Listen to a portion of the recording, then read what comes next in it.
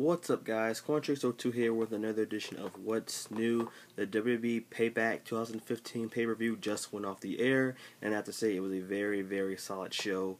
I enjoyed it more than I thought I was going to, and I'm just going to run down the entire thing for you just in case you haven't seen it. And if you haven't seen it, definitely check it out. I believe WWE Network is free for the month of May. So if you have not subscribed to the WWE Network, definitely do it. It's only $9.99 a month. Put that cheap plug in there for the WWE. Anyway, to the pay-per-view. The kickoff show started off with a match between the Minor Powers, Axelmania, and Macho Mandow versus the Ascension. And the Ascension would win and get a victory over these guys, hitting the Fall of Mandow. Like Michael Cole kept trying to plug that, to put that in there. Haha, a funny joke. Anyway, he won, they won, and there you go. But the first match of the actual show would start off with Dolph Ziggler versus Sheamus, which was definitely, I would say, it was a solid matchup. But we've seen this match before, so it wasn't anything very, very special.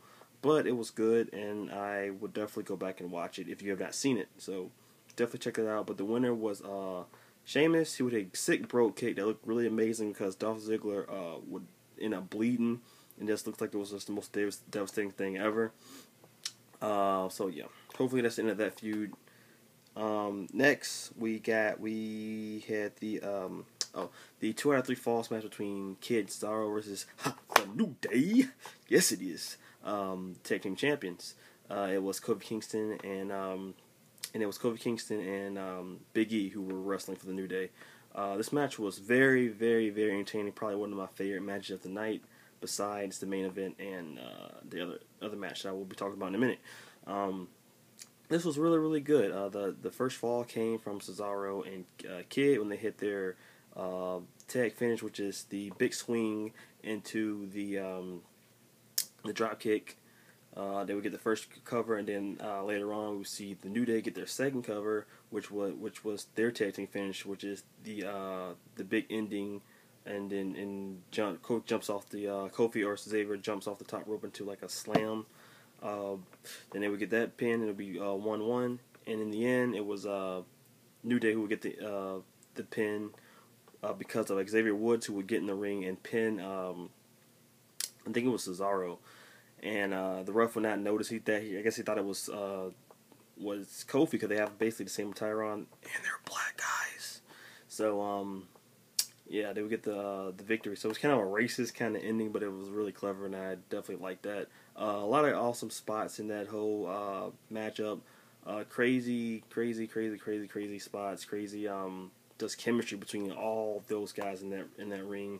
It was an amazing matchup. Probably definitely one of the top matches of the night. These guys are amazing. All the men involved in this, and we're going to be getting treated to the first ever tag team elimination chamber match. It will be going down in 2 weeks at Elimination Chamber. So I'm looking forward to that almost as much as the IC Elimination Chamber. But again, back to Payback. We would have the Ryback versus Bray Wyatt match, which I was not really looking forward to it that much, but I'm glad to see both these guys on the pay-per-view, because we really haven't seen, Ryback really hasn't been doing nothing. Bray Wyatt has been missing off a pay-per-view, so I was like, I'll see it.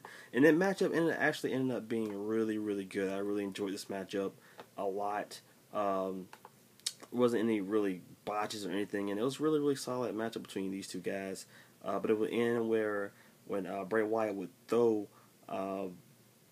Ryback into an exposed turnbuckle and then hit the Sister Abigail. Big win for Bray Wyatt on pay-per-view. Another loss for Ryback in the books for a pay-per-view.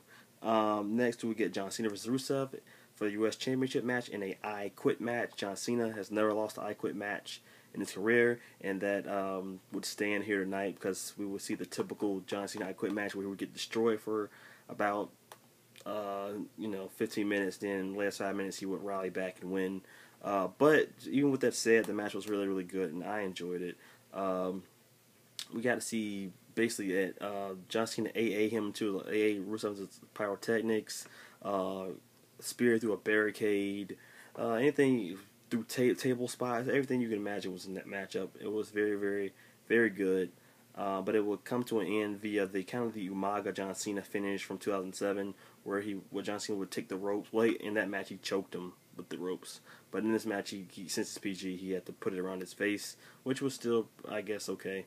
And he would start yelling something in Bulgarian. Nobody knew exactly what it was, but we were guessing he was saying "I quit," but Lana would come up there and basically throw in the towel for Rusev, saying that he quit, even though we're not sure if he did that or not. So I guess that's gonna play into effect somewhere in the I guess tomorrow night on Raw. But I'm really hoping that this match was the last match between these guys. We've seen 4 matches. I think that's good. Both of these guys need to move on to new opponents. But it was a solid match. Definitely go check it out. One of the best matches of the night. Next was the Bella Twins versus Naomi and Tamina. Typical Divas match. The thing to take away from this matchup was that Tamina and Naomi won, so hopefully Naomi will be getting another title shot in the future, hopefully in 2 weeks at Elimination Chamber. Next, we got to see the match between King Barrett and Neville. What can you say about these guys? They have great chemistry. Neville is freaking amazing. Wade Barrett, awesome talent.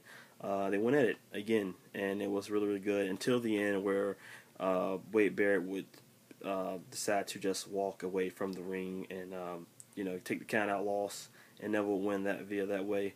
Neville would turn his back in victory, and then Barrett would come back in the ring, hit him with the bullhammer, beat him down, but then Neville would counter into a awesome, sick German, man. He broke the freaking scepter when he tossed him, and then hit him with the red arrow.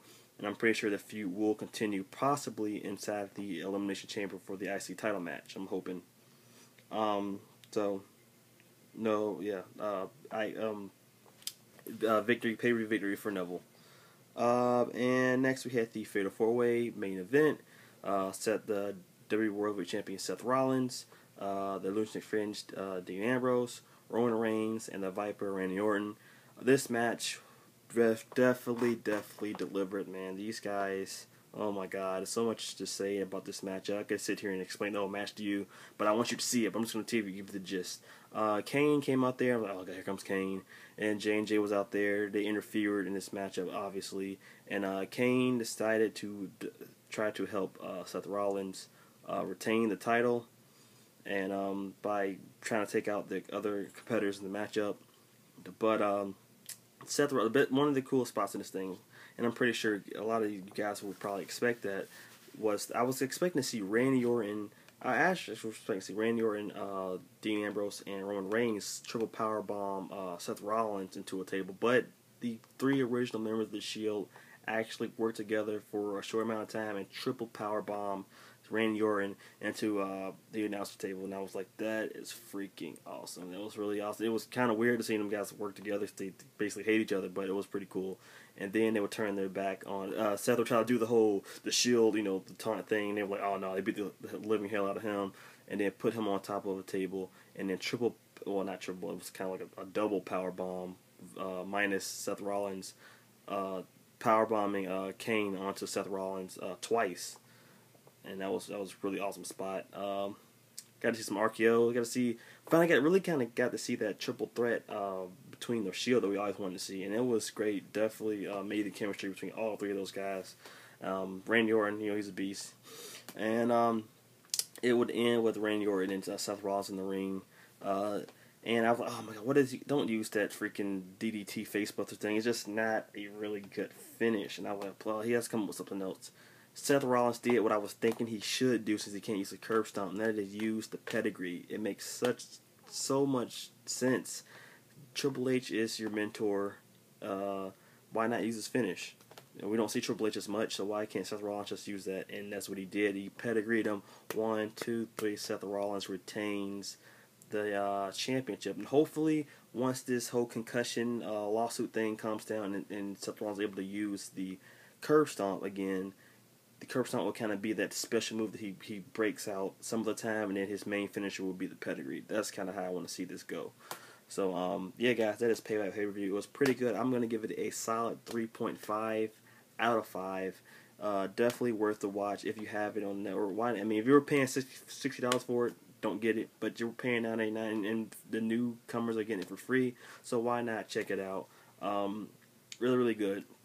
We got the NXT special coming up this Wednesday, and then week and a half later, or 2 weeks later, I should say, Elimination Chamber. So we got a lot of stuff coming.